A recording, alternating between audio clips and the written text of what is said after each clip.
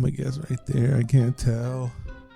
If I'm reading the comic and there's a Joker on the comic, the way I read Joker's voice is the way Mark Hamill did it in the series. So it's a very tough task to take a character that's already well known, twist it and do it yourselves. And we already know that the people who do that perfectly are the ones that are put on the Mount Rushmore.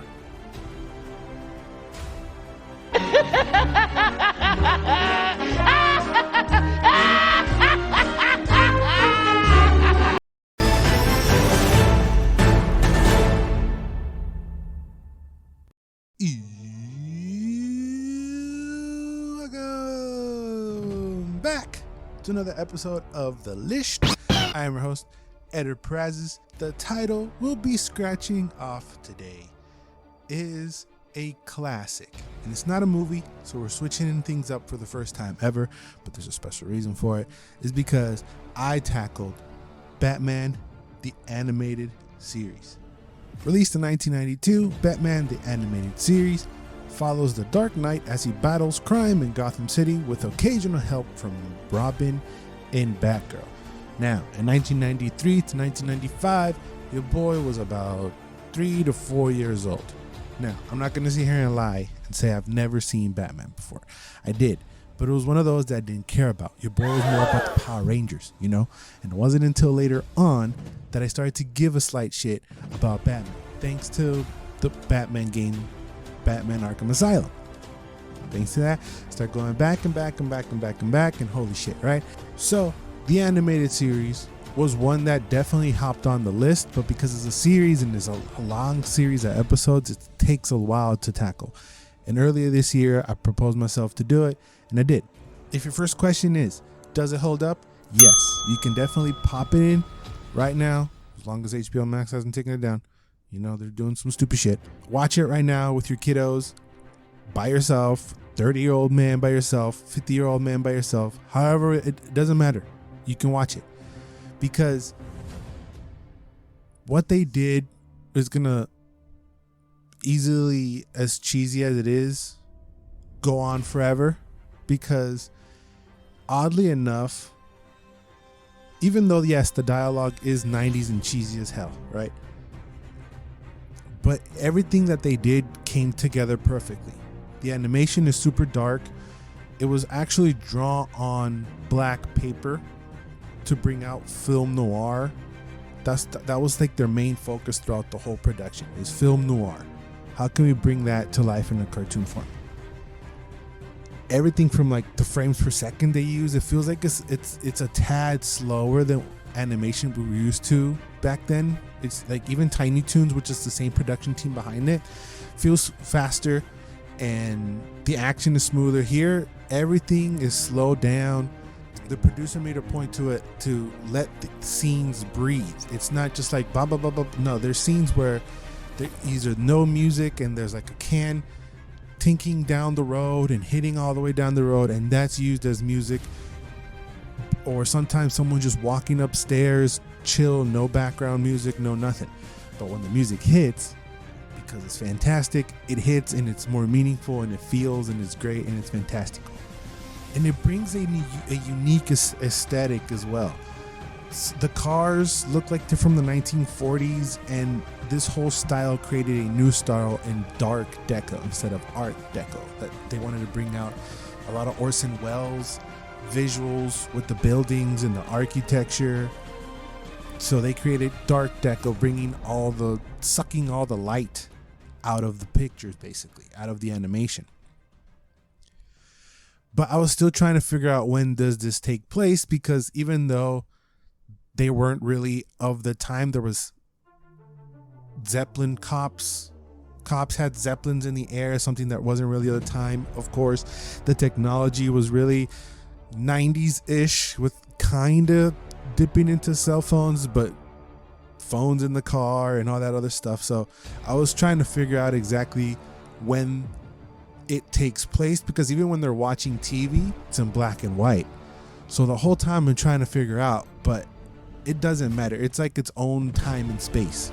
So it doesn't really matter when you watch it. If you do decide to watch it, it's gonna every decision feels like it was made just so it could last forever, even if that was some unconscious, even if that was a subconscious decision that was made.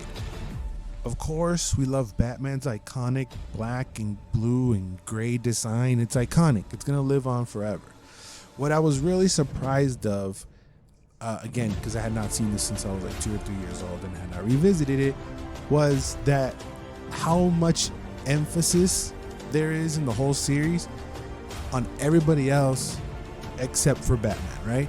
Yes, I'm not saying that the whole series is. Early on, you see a bunch of villains already, and it feels like it's one per episode, and before you know it, you're 7 deep, and it's all been one after the other, all these iconic and recognizable villains. Of course, you have episode 4, Heart of Ice, which is considered the best episode of the series, giving a new origin to Mr. Freeze. So in the comics at this time, Mr. Freeze was more of a let's point at him and laugh at him kind of villain.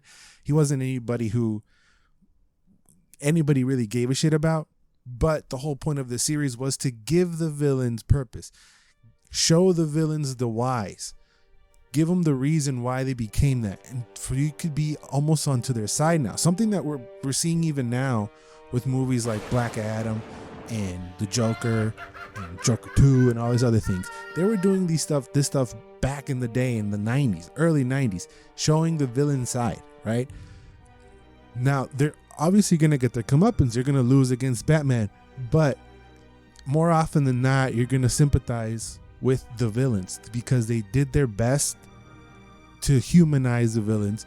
Not only, oh, he's just a giant crocodile who's going to make a mess. Why is he making a mess? Well, how does he feel? And they especially did that with the Heart of Ice episode with the whole Nora thing.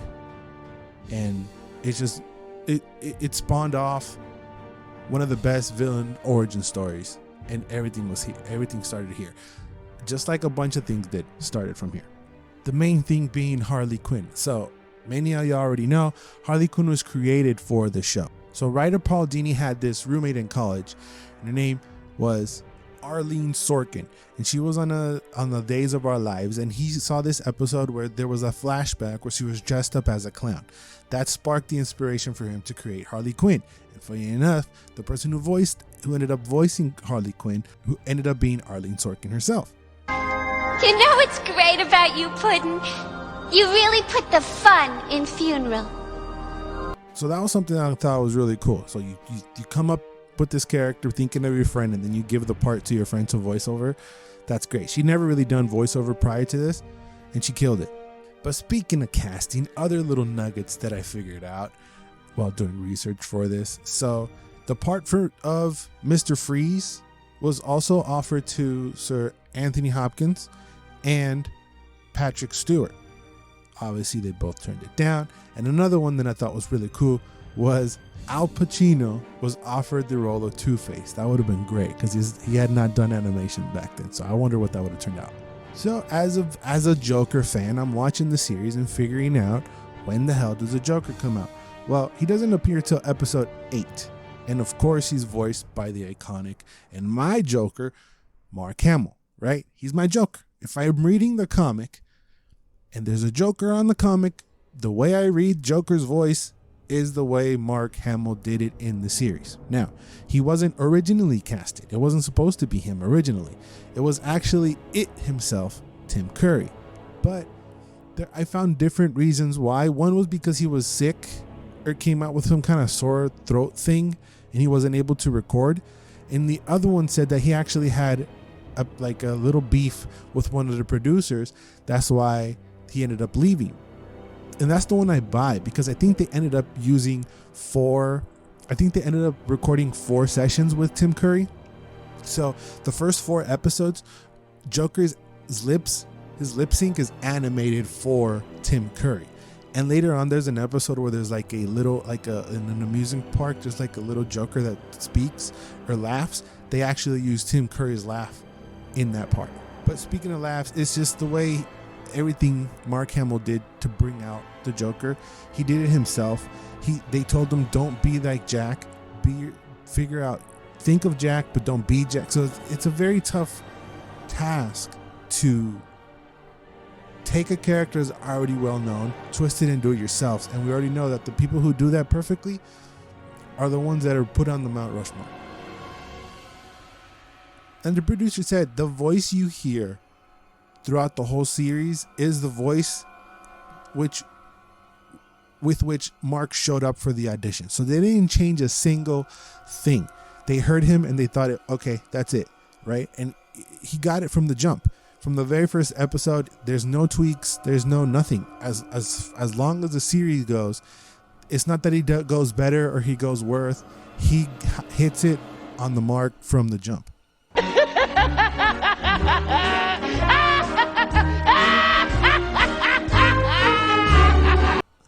Now for Batman, they kind of were looking for like a sexier voice for Batman. And they auditioned over 150 people.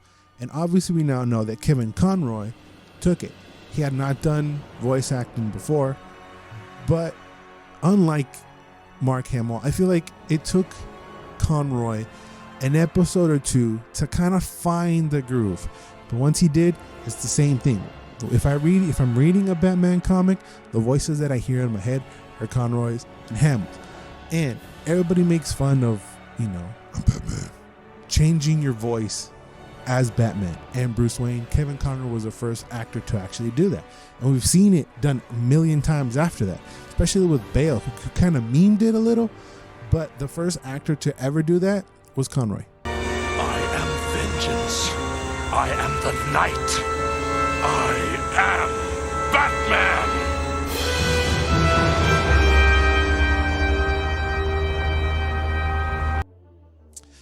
I did find that most of the women in the series are kind of designed and look pretty generic and the same. It's just like it's the same character, just with like different color palettes. Catwoman, Poison Ivy, and even Harley to an extent. If you take the makeup off, she's basically one of the other three.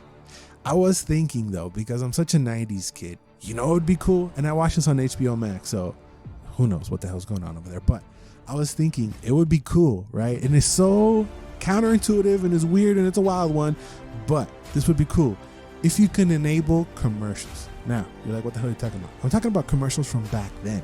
So imagine you're watching this whole thing and it's 20 minutes. It would add 5 minutes per episode, but just to inject even more nostalgia into your ass, this would be great to enable commercials of the 1990s or of that episode of when that aired. It could be commercials for toys. It could be commercials for those toys. It could have been commercials for the Tiny Toon episode or the TAS episode or the whatever. I would just because a lot of scenes end with cliffhangers where the commercial would come in, and I kind of wanted there to be like a 90s commercial. It would be great if it was just an option to turn, even if it was just an option to turn on. I wish there was something there. A commercial for Barbies or My Little Ponies or fucking whatever. That would be really, really cool. We'll be right back. Carnation Kids in the Mr-Roni Mystery. Oh, the macaroni's missing! The macaroni and cheese was in a hidden place, but Darkwing Duck helped crack the case. Let's get dangerous! Carnation Kids, can't beat it up. New Carnation Kids Mr-Roni and Cheese. Delicious macaroni and Darkwing Duck shapes. Mr-Roni found! Case closed! Carnation Kids, can't beat it up. But yeah, even if with my commercial idea, each episode will still run around 25 minutes. It's crazy to me how much they cram into 20 minutes, but it never feels overwhelming or too much, and there's so many heroics that are done. Like he saves people every episode, sometimes even one or two people at a time.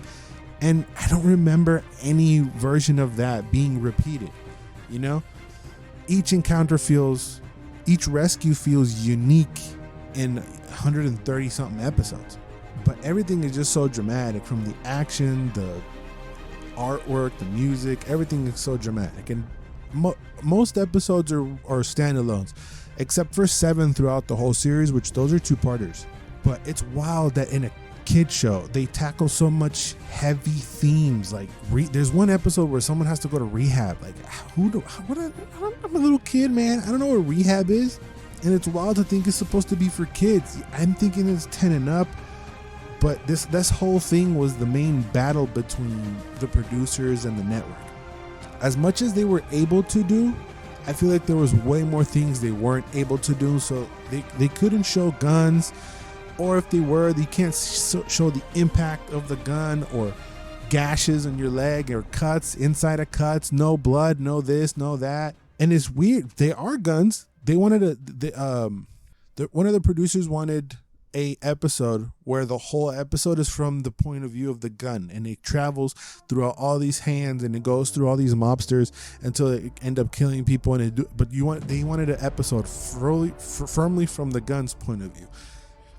I could see it. It would have been sick, but the network got into it, and you can't do it, and you can't do this, and you can't do that. So even with their hands tied behind their back, they were able to put out this masterpiece. It's incredible. But the second season changes.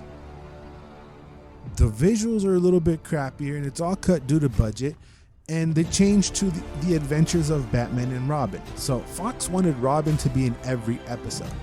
They even went as far as scrapping a Black Canary and Catwoman team up because there was going to be no Robin in that episode, and they wanted Robin in every single episode to appeal more to kids. They're lucky that Robin is not a shitty character. He's cool to watch. And the fact that they're pushing Robin on you doesn't really come across, because again, every episode is a banger in my eyes. I could have been watching it with googly nostalgia eyes.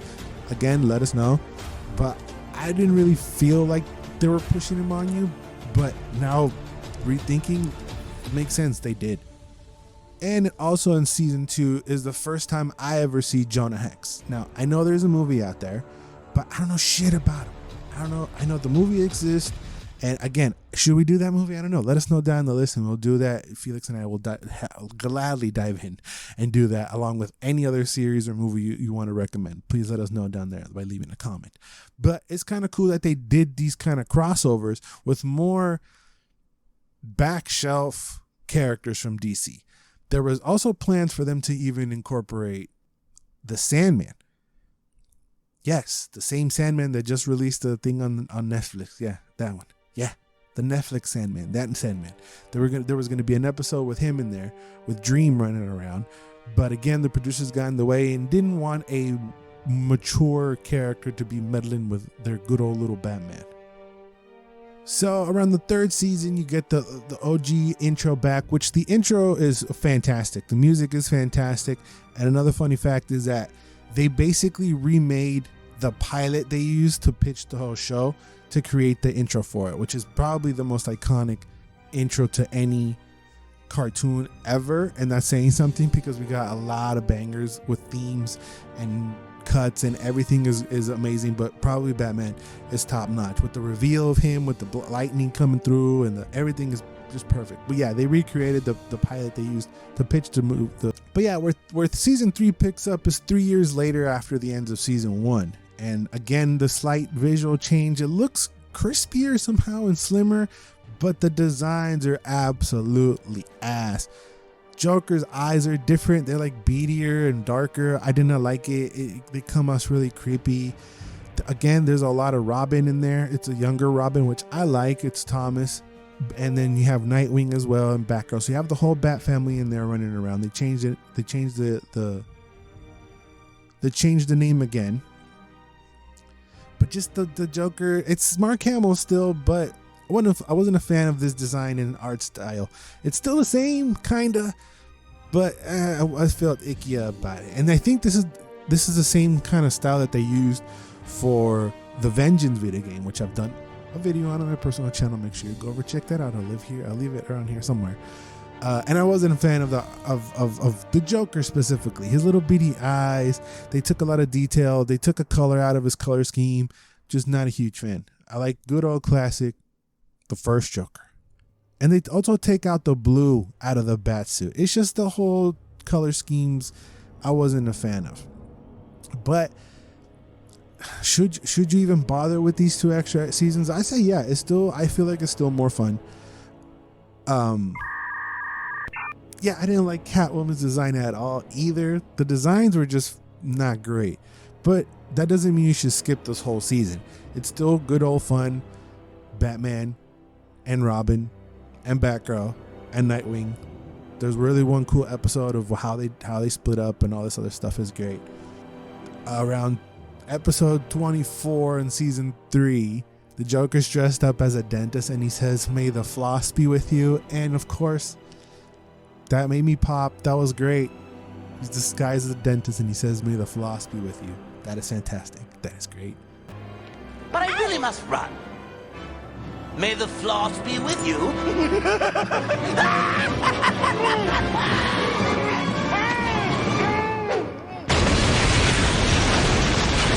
But yeah, bringing it back to what I was saying, then no encounter feels rehashed or anything. They end up canceling the whole show because they just ran out of ideas and ran out of things to do. That, coupled with around season 3, they switched to different network. It went from Fox to Warner Brothers, and the art style that I was dogging on was changed to kind of fit more the Batman, the Superman animated show, so they can do crossover and stuff there. So it stopped being just Batman, and they tried to do more stuff around their little cartoon universe, which hindered the cartoon and itself. But you can still pop it in, watch it. It's fantastic. I 100% recommend it. It has darker tones and themes than anything else out there. They took so many chances, and they had one hand tied behind their back. They were swimming against the current, and it all paid off. And they treated each episode as a movie, and you can tell. You can see the heart and soul that they pour in each episode.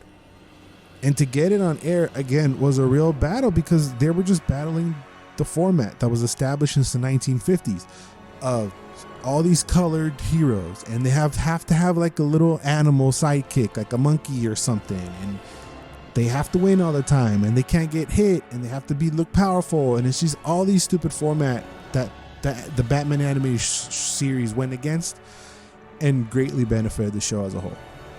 I think it's definitely still holds up today. So if you have HBO Max as the time of you watching this, I suggest you run and watch it now before you take it off, because you know what other stupid shit they're gonna do. I don't know what they're doing with their life, man. I was excited about that Cape Crusader show, and it's been canceled, but we'll see where it ends up. They're shopping it around, I think. I don't think it's totally dead. I think they're shopping it around to see where it could possibly land. Why it wouldn't be on HBO Max, I don't know. I don't know what they're doing, right? They should hire me so I can tell them what to do, but they didn't because they're dumb. But if you like to watch another video of us talking and yelling about Batman stuff, I got Batman Forever right here, and I got Batman and Robin right over here. These are doozies. Thanks for watching, and remember to always and forever, you do you.